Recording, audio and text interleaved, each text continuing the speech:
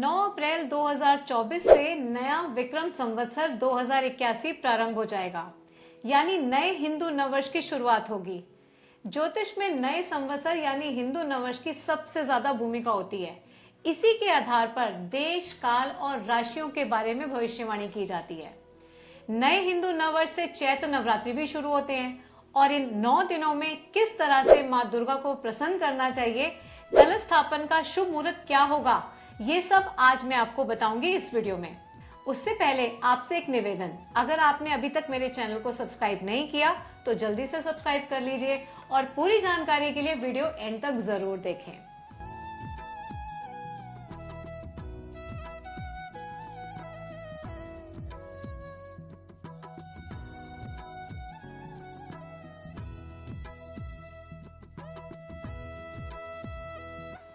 जय श्री महाकाल दोस्तों, मैं मोनिका कोचर आचार्य।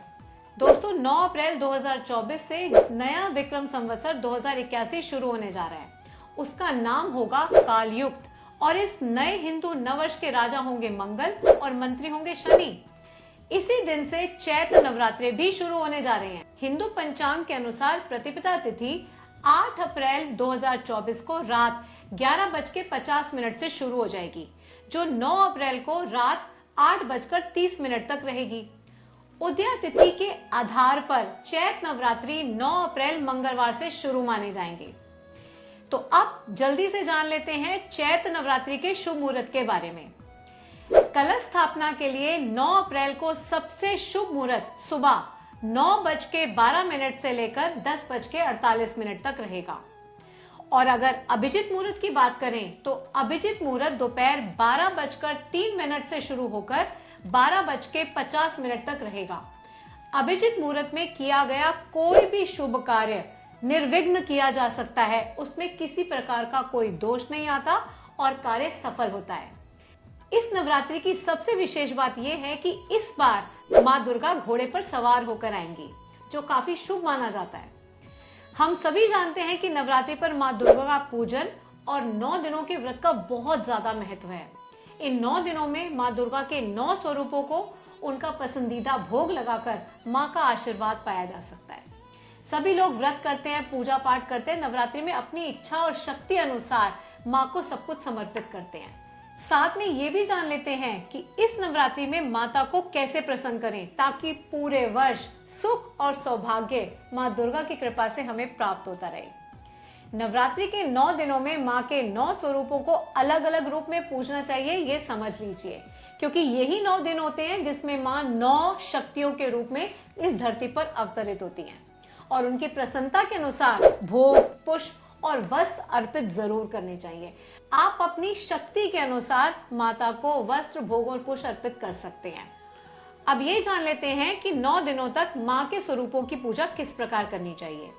नवरात्रि के पहले दिन कलश स्थापना के साथ साथ ही माँ के शैलपुत्री स्वरूप की पूजा अर्चना की जाती है। साथ ही गेहूं के ज्वारे, जो सुख और सौभाग्य का प्रतीक माने जाते हैं, उनको भी मिट्टी के पात्र में बोया जाता है। 9 दिनों तक इन ज्वारों की सेवा करके और अखंड ज्योति जलाकर माँ के 9 स्वरूपों की पूजा की जाती है। माँ का पहला स्वरूप शैलपुत्री माना गया है, जो कि हिमालय राज की पुत्री हैं। इन्हें सफेद रंग अति प्रिय है, इसलिए इन्हें सफेद मिठाई और पुष्प अर्पित करने चाहिए। माँ शैलपुत्री का पूजन करने से घर के सभी सदस्यों के रोग कलेश दूर हो जाते हैं, घर से दरिद्रता का नाश होता है और संपन्नता आती है। नवरात्रि का दूसरे दिन माता के ब्रह्मचारिणी स्वरूप की पूजा की जाती है। माता के ब्रह्मचारिणी स्वरूप की पूजा करने से मन में वैराग्य, सदाचार और संयम बढ़ने लगता है। माँ को मिश्री, फल और पंचामृत का भोग अवश्य लगाना चाहिए, इससे माता अति प्रसन्न होती है। नवरात्रि का तीसरे दिन माता के चंद्र घंटा स्वरूप की पूजा की जाती है। माँ चंद्र घंटा की पूजा अर्चना करने से सांसारिक कष्टों से मुक्ति मिलती है और पर्सनैलिटी का आकर्षण बढ़ता है। माँ के इस स्वरूप को दूध और दूध से बनी हुई मिठाइयाँ और खीर का भोग लगाना चाहिए। नवरात्रि का चौथे दिन माता के कुष्मांडा स्वरूप की पूजा की जाती है। माँ के इस स्वरूप को मालपुए का भोग लगाएं। माँ कुष्मांडा के स्वरूप की पूजा करने से रोग, शोक दूर होकर आयु और यश में वृद्धि होती है।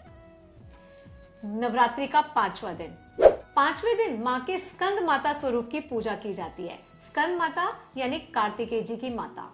माँ के स्कंद माता स्वरूप को केले का भोग अर्पित करने से परिवार में सुख और शांति आती है, व्यक्ति की आयु बढ़ती है और वो विद्वान बनता है। नवरात्रि का छठा दिन। नवरात्रि के छठे दिन माता के कात्यायनी स्वरूप की पूजा की जाती है। माँ के कात्यायनी स्वरूप को शहद का भोग लगाना चाहिए। इससे यौवन, शक्ति, सुंदरता और शारीरिक आकर्षण बढ़ता है। जिन लोगों का विवाह नहीं हो पा रहा या विवाह होने में अड़चन आ रही है, उन्हें नवरात्रि से शुरू करते हुए माता के कात्यायनी स्वरूप की पूजा नियमित रूप से करते रहना चाहिए, तो बहुत ही जल्दी विवाह के योग खुल जाते हैं। नवरात्रि का 7वां दिन। नवरात्रि के 7वें दिन माता के काल रात्रि स्वरूप की पूजा की जाती है। माता के इस स्वरूप को गुड़ और गुड़ से बनी मिठाइयों का भोग लगाना चाहिए। माँ प्रसन्न होकर सभी प्रकार के संकटों से रक्षा करती हैं और दुश्मनों का नाश भी करती हैं। नवरात्रि का 8वां दिन।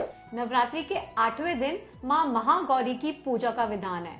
महागौरी की पूजा करने से मनुष्य के सभी कष्ट दूर हो जाते हैं, घर में सुख समृद्धि आने लगती है। माँ को नारियल और नारियल से बनी मिठाइयाँ भोग में जरूर अर्पित करें।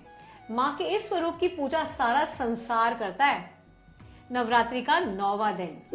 9वें दिन माता के सिद्धिदात्री स्वरूप की पूजा की जाती है। माता का यह स्वरूप भक्तों की सभी मनोकामनाओं को पूर्ण करता है। नवमी के दिन माता की पूजा करके कंजक पूजन करना चाहिए और माता को हलवा, पूरी, खीर और चने का भोग अवश्य लगाएं। तो ये हमने जान लिया कि 9 दिन तक माता के 9 स्वरूपों को किस प्रकार का भोग या प्रसाद या पुष्प अर्पित करना चाहिए।